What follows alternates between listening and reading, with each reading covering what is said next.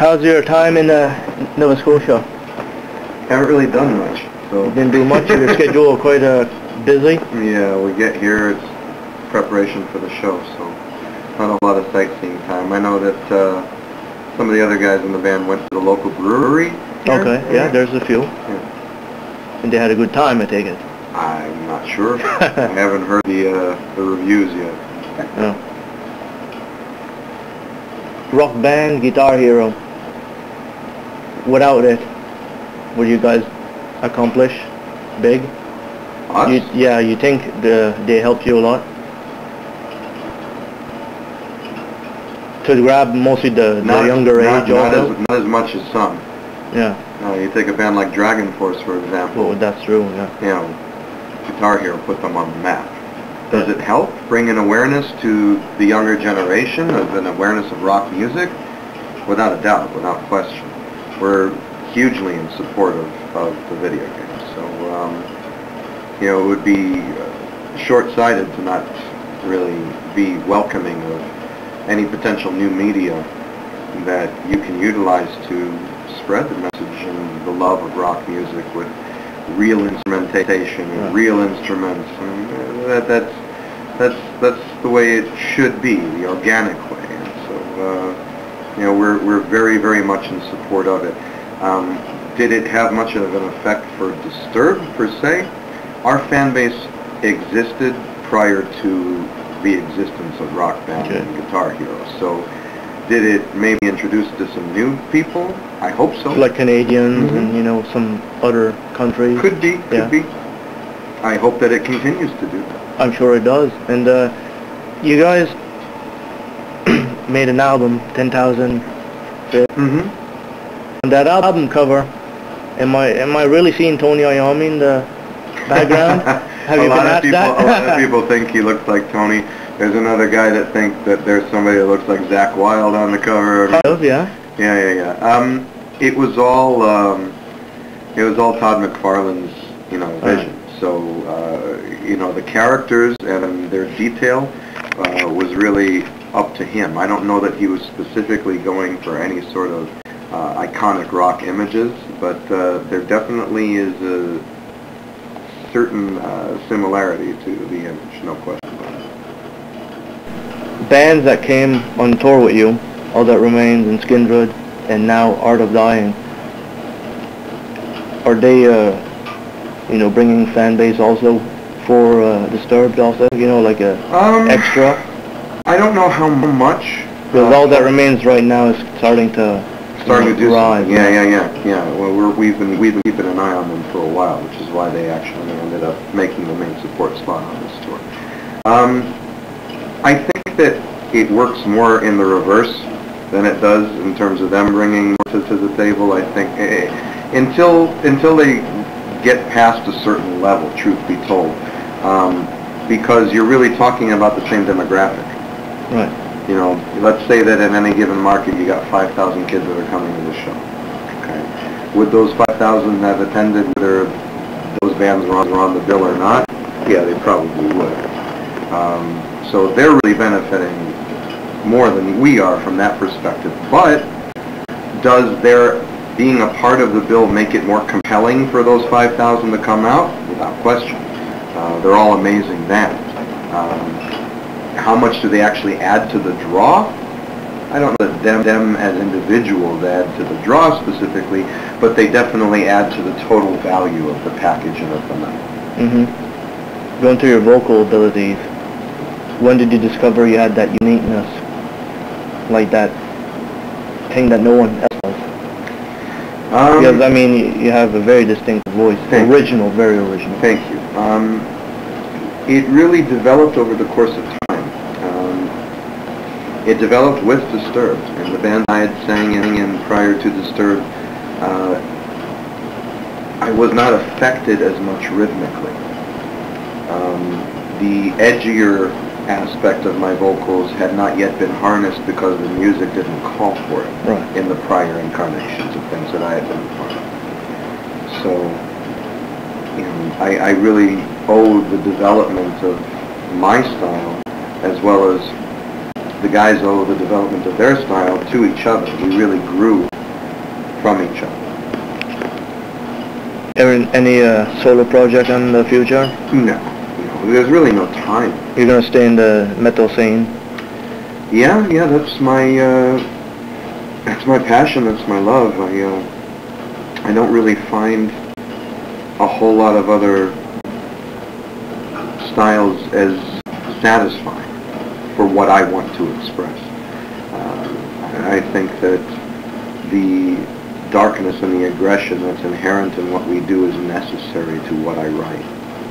And I'm not ruling anything out, in the far future, but for the time being, Disturbed is our entire world. Right. And then there's really very little time for anything else. Disturbed is growing very big. How big do you find yourself in 5 years from now? Are you going to be Metallica established? One can only hope. I think it might take more than 5 years. But you never know. From your mouth to God's ears, my friend. May it be so. Because I've seen you guys since Guitar Hero 2 or 3, and just seeing how it picked up with kids. Kids are getting older, you see. And now kids are starting to go to your shows. And hopefully. That would certainly be our hope. It's a very grandiose hope, but eventually it shall be achieved. Like I said, from your mouth to God's ears, may it be so. That's our intention. Our intention is to continue to grow. Our intention is to solidify our place in rock history. Our intention is to achieve a certain level of immortality. Which you already achieved. Thank you. In a way, right? Thank you. Well, maybe not. The stamp has already been placed. It has, but perhaps not deeply enough. That is a good point. I think we have quite a ways yet to go. Everybody works on becoming better and greater. Internet. Yes. Would you say internet has helped you on sales, CD sales and stuff? Well, you got the whole BitTorrent download and stuff, but also if somebody downloads one single, do they buy the album? Sometimes no. The internet has helped overall for every band, right? For every musician on this planet, the internet has helped. For every label, it's been the demise, because unfortunately, the industry fought the new technology. The industry sought to demonize the consumer, slap lawsuits against them, instead of embracing the new media, instead of negotiating deals with each individual ISP. 70 million people subscribe to ISPs, to get their internet service. Correct. It very early on, 10 years ago, 15 years ago, when MP3s were just a blink in the eye. If we had negotiated deals with the ISPs and made it so that if you were, as a subscriber to internet service, if you knew that for $5 a month, you could have unlimited file sharing. No strings attached, no taboos, nobody slapping you on the wrist, extra incentives, early releases, new music, new media, artwork, interviews. Wouldn't you do it? Isn't it worth $5 a month? Imagine 70 million times $5 a month. That's a lot of revenue that everybody's missing out on, including the industry. Right. You then go ahead and take software that's already in existence that monitors internet downloads. A company called Big Champagne puts out the software for it, and then you disperse those proceeds the same way that publishing is dispersed. So, has the internet affected our ability to be successful bands? Only within the framework of the existing industry. Only within their propensity to hold on to an antiquated product and a retail infrastructure which is dying and filing for bankruptcy left and right. You can't fight the future. The cassette killed the 8-track, the CD killed the cassette, and the MP3 is destroying the CD. That's the reality of it. I was hoping that the industry would have been forward-thinking enough to come up with the next wave of technology. What's going to kill the MP3? And what shall kill the MP3? You haven't figured that out yet? You know, maybe a file that is less compressed, less condensed, Right. that has DVD audio quality, that has less limitations to it, that's more easily adaptable. That is the way. You know, you can't fight the future. And I am truly a believer that fans are not out to steal from the artists that they love. You take Nine Inch Nails and Radiohead, for example. Let's look at Radiohead in particular. They put out that one record online. Pay what you want for it. Donations, yeah. Okay?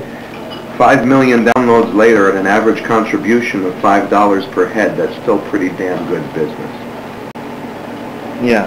You know, you can't argue the statistics, you can't argue the technology, and you're right, because the majority of fans will still purchase the record. They just want a sample of what they can hear to see whether it's worth it to them. Yeah. We've been fortunate, and some of the reason why we've bypassed a lot of the destruction that has occurred is because we've earned our fans' trust. We've earned their respect. They know that every time a Disturbed record comes out that it's going to be what they expect from us. That it's going to be a record they can listen to from the beginning to the end and not have to fast forward. Yeah, like the classic albums. Yeah. So since we've earned that respect, we've had 3 consecutive #1 debuts in a row in the U.S. Yeah. You know, I think that as long as we maintain that trust and that respect, that the fans will be there for us. When we seen the new album? Well, at the end of our European run, which ends on July 3rd, we'll start writing. Our hope is to have something out by next spring, but there are a lot of factors that are involved in that, so we'll just have to wait and see. Have you been writing any lyrics yet, or any music? Lyrics are the last thing to come. Okay. The music is always what, in my opinion, as far as the way that Disturbed writes, the music should dictate what the song is to be written about. So the vibe of what's going on musically is what's always orchestrated first. It always starts with a guitar riff that Danny comes up with that he marries to a beat that Mikey gives to him. They put it into about a 2 or 3 part progression, and then they give it to me. And then I start improvising with the rhythm and the melody for the vocal in a sort of scat format. Just gibberish, no real words. After that's solidified and worked on the transitions and the bells and whistles, the very last thing to be done is I then have to find words that not only fit the rhythm and melody of what I was doing in the scat format, but that also make sense and tell a story. So it's a very unorthodox and difficult way of going about it, but it's the way that's been most effective for us. So I don't ever, I don't write lyrics before there's music. The music has to inspire me in terms of what I'm to write about. Did you study in universities and Yes. all that? Yes, So I went to Loyola University in Okay. Chicago. You can tell with the lyrics are very interesting. Thank you. Very nice. Thank you. Very good. Image. Would you say it's important in this metal scene today? It's important to anyone. Because sometimes there's errors and different. It's certainly important. It's important to the average person, so much more so to anyone who's a musician or somebody who's attempting to be an iconic individual. You have to always be concerned with image. It's not all about that. You have to be able to back up the image. Yeah. Because if all you are is image with no substance behind it, it doesn't do you any good. Sure. But the combination of the 2 elements, that's what makes things work. No question about it. David, it's been a pleasure talking to you. Thank you very much. Would you like to take